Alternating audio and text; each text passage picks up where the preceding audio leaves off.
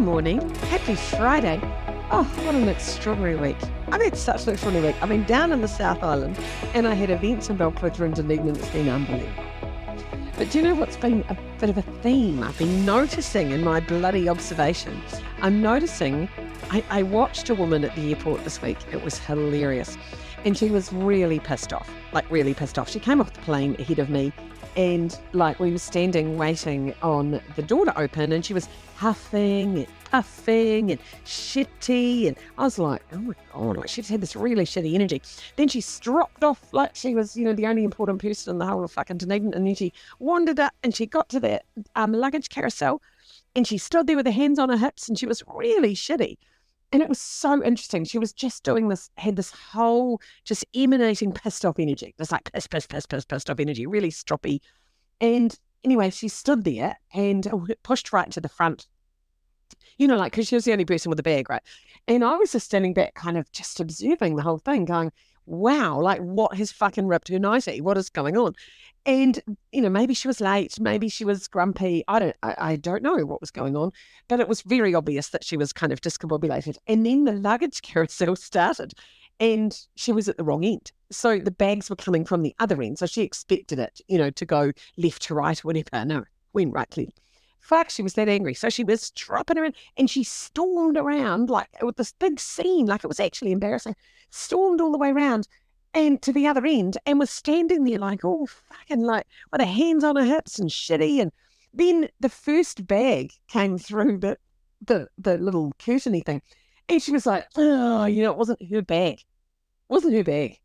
How fucking dare in New Zealand? Like, as if because she's the only person on the plane with a bag. And it was just really bad behaviour. And I was just like, wow, what is going on with you? And she was just in that space of just being really stroppy. Like, obviously, she was pissed off. And she kind of was looking for proof that the world was against her. And we all get in this space sometimes where we get pissed off and you're just like, fuck the world and fucking, I haven't got a car park. And, and I find that when you start thinking like that, it just snowballs and everything starts to go wrong. And next thing you've dropped something and, it gets worse and worse and worse and worse and worse because it's self-perpetuating. Like you are literally creating the situation you're in. The trouble is when you're in it, you can't see it, right? You can't see that that's what you're doing. And you can't know, sorry, I'm a little bit dry. I haven't had my coffee yet. God, I'll be the head to have a little glass of water. So you don't know that you're doing this, and when you're in it, you think that everyone else is the problem, right? And you're stropping around being awful.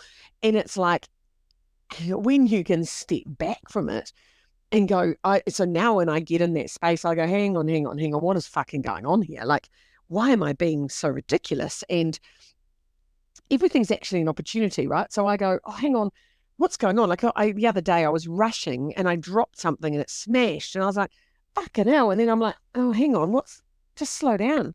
What are you rushing for? You're not even in a rush. I was just rushing for the sake of rushing. I wasn't actually running late or in a rush. I was just sort of swishing around and fucking dropping things. And I'm like, okay, just slow down, Lisa. Like, I love the idea that everything is an opportunity. Everything's an opportunity. So you have a fight with someone and it's an opportunity for you to go, whew, okay, did I handle that well? Did I not handle that well? How'd that feel? That felt actually really good. I got some shit off my chest, or whatever the opportunity is. And when you're really in a good space, you can step back and go, everyone's a teacher. So whether someone who cuts you off in traffic and you go, fuck you, and then you're like, oh, okay, thanks very much. I'm not going to be like you. I'm going to be the bigger person, mate. You go ahead. You're obviously very important.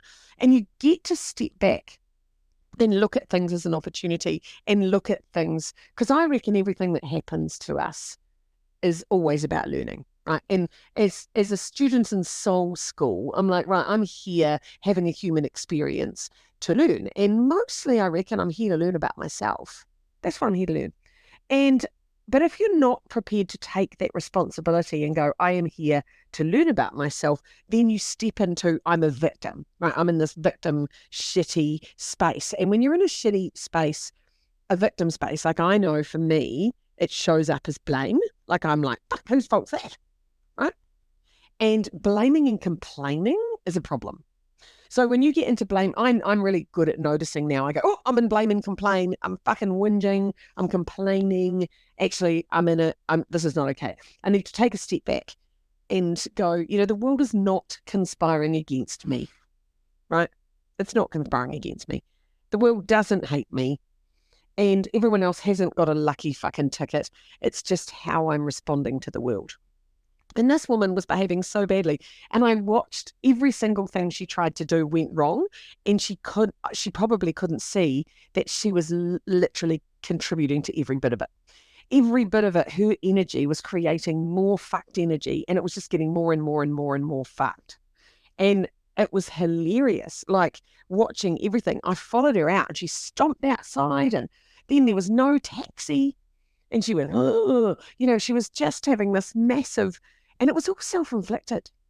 Like she could have, it was a choice, and she could have chosen to just go, oh, I'm just going to breathe and take my time, right? And nothing was going to get any better by just stropping around and wasting your energy.